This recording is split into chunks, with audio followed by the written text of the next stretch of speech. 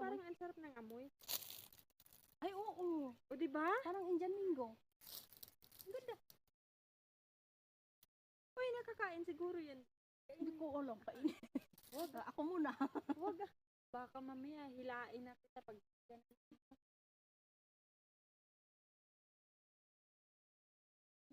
Ganun. Parang Indian Mingo.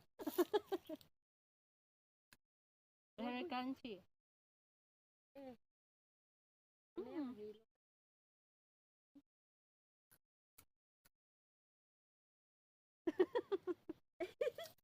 Sarap. Mm. Yung amoy niya kasi.